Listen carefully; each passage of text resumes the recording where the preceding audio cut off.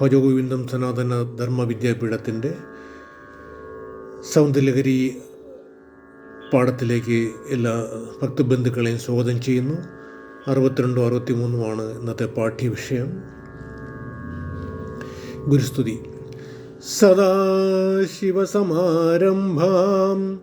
ശങ്കരാചാര്യമധ്യമാം അസ്മദാചാര്യപര്യന്താം വന്ദേ ഗുരുപരംപരാം.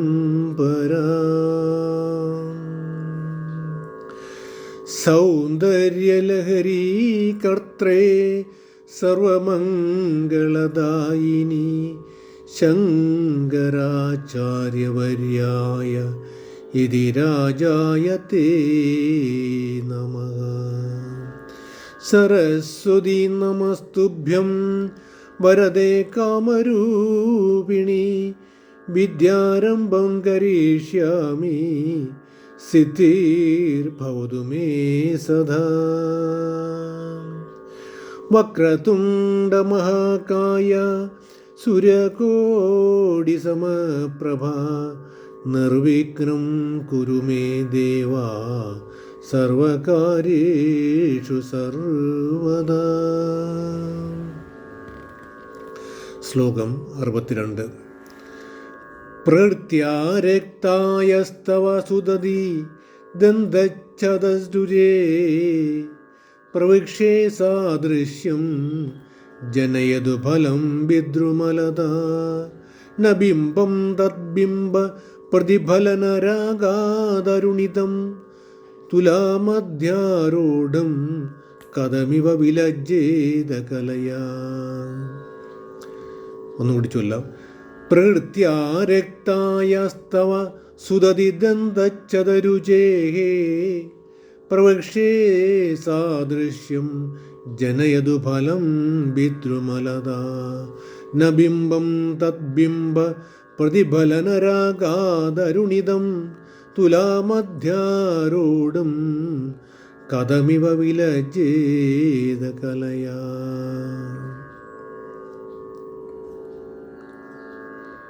പദച്ഛേദം കാണാം.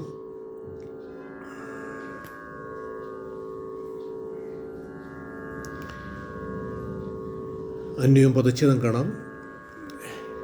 ഹേ സുദതി. സുദതി എന്ന് വെച്ചാൽ മനോഹരങ്ങളായ ദന്തങ്ങളോട് കൂടിയ അല്ലയോ ദേവി. തവ പ്രകൃത്യാരക്തായ സ്തവ നിന്തിരുവടിയുടെ തവ നിന്തിരുവടിയുടെ പ്രകൃത്യാഹ സ്വാഭാവികമായ, അവിടെ പദച്ഛേദം ചെയ്യണം. പ്രകൃത്യാഹ സ്വാഭാവികമായ പ്ലസ് ആരക്തായ പ്രകൃത്യ ആരക്തായ സ്തവ എന്ന് ചേർത്ത് ചൊല്ലണം. പ്രകൃത്യ ആരക്തായ രക്തവർണ്ണമുള്ള ചുവപ്പ് നിറമായ പ്രകൃത്യ തന്നെ ദന്തച്ഛദരുചേ ചുണ്ടുകളുടെ ഭംഗിയാണ് ഇവിടെ ആചാര്യസ്വാമികൾ വിശേഷിപ്പിക്കുന്നത്. സാദൃശ്യം തുല്യത പ്രവക്ഷ്യേ പറയാം. വിദ്രുമലത എന്ന് വെച്ചാൽ ഇവിടെ പവിഴക്കൊടി. ഫലം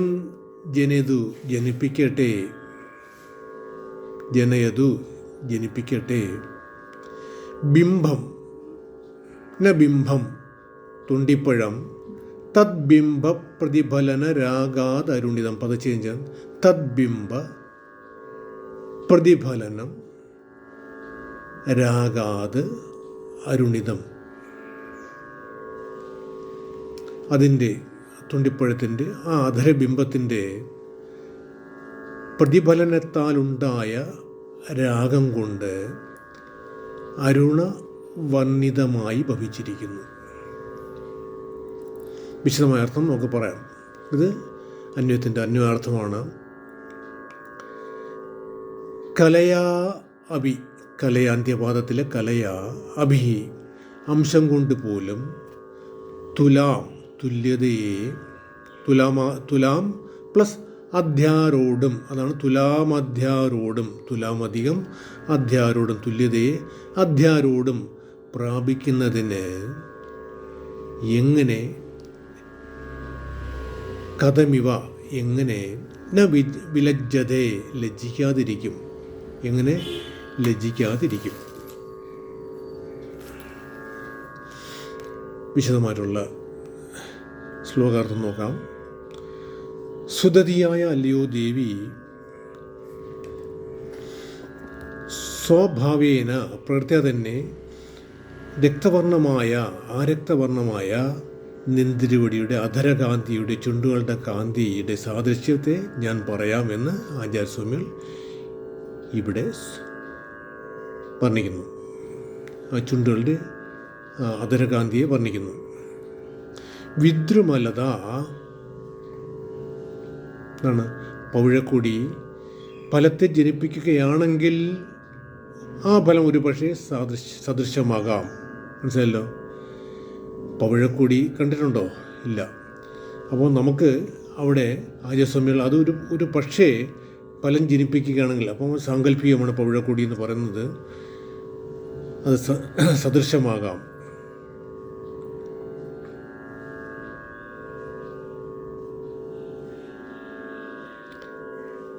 നെന്തിരുവടിയുടെ അധരബിംബത്തിൻ്റെ പ്രതിഫലനം കൊണ്ട് ചുണ്ടിൻ്റെ പ്രതിഫലനം കൊണ്ട് ചുവപ്പ് നിറം ലഭിച്ച ബിംബഫലം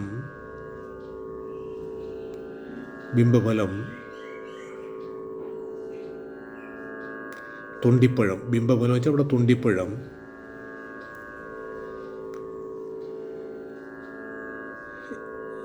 ഈ സാമ്യപ്പെടുത്തിയ ഈ കഥയിൽ ഉപമാലങ്കാരം കൊണ്ട് വർണ്ണിച്ച ഈ കഥയിൽ എങ്ങനെ ലജ്ജിക്കാതിരിക്കും?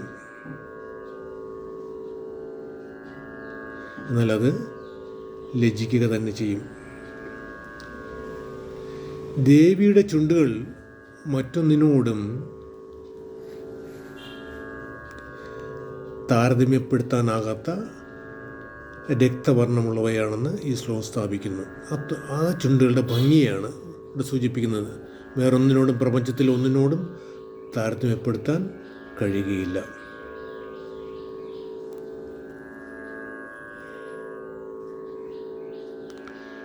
നേരത്തെ പറഞ്ഞു, ദേവിയുടെ ചുണ്ടുകൾ സ്വാഭാവേന പ്രകൃത്യാ തന്നെ ആരക്തവർണ്ണങ്ങളാണ്. അവയോട് താരതമ്യപ്പെടുത്താൻ ഒരു ഫലം കണ്ടെത്തണമെങ്കിൽ അത് പവിഴക്കൊടിക്ക് കായുണ്ടാകണം. വിദ്രുമം ചുവപ്പ് നിറമുള്ളതാണ്. അങ്ങനെ ചുവപ്പ് നിറമുള്ള ഒരു വള്ളിയിൽ കായുണ്ടായി പഴുത്താൽ ആ പഴത്തിന് ദേവിയുടെ ചുണ്ടുകളുടെ രക്തവർണ്ണം കിട്ടിയേക്കാം എന്ന് മാത്രമേ പറയുന്നുള്ളൂ ആചാര്യസ്വാമികൾ. ആ പവിഴച്ചെടിയിൽ ഒരു കായുണ്ടായി പഴുത്താൽ ഉണ്ടാകുകയാണെങ്കിൽ, അങ്ങനെ ഒരു പവിഴക്കൊടി ഉണ്ടാകുകയാണെങ്കിൽ ദേവിയുടെ ചുണ്ടുകളുടെ ആ രക്തവർണ്ണം കിട്ടിയേക്കാം എന്ന് മാത്രമേ പറയുന്നുള്ളൂ. പക്ഷേ ആചാര്യസ്വാമികൾ തന്നെ പറയുന്ന അത്തരം ഒരു വള്ളിയില്ല, പവിഴക്കൊടി പോലെ എന്ന് പറയുന്നുണ്ട്. പവിഴക്കൊടി പോലെ ആലങ്കാരികമായിട്ട് കവിഭാവനയിൽ പറയുന്നു. പക്ഷേ അത്തരം ഒരു വള്ളി ഇല്ല തന്നെ. എന്നാൽ രണ്ടാമതൊരു കാര്യം പറഞ്ഞു, പച്ച നിറമുള്ള ഒരു വള്ളിയിൽ കായുണ്ടായാൽ ദേവിയുടെ ചുണ്ടുകളുമായി താരതമ്യപ്പെടുത്തുവാനുള്ള നിറം അതിന് ഉണ്ടാകാൻ ഇടയില്ല.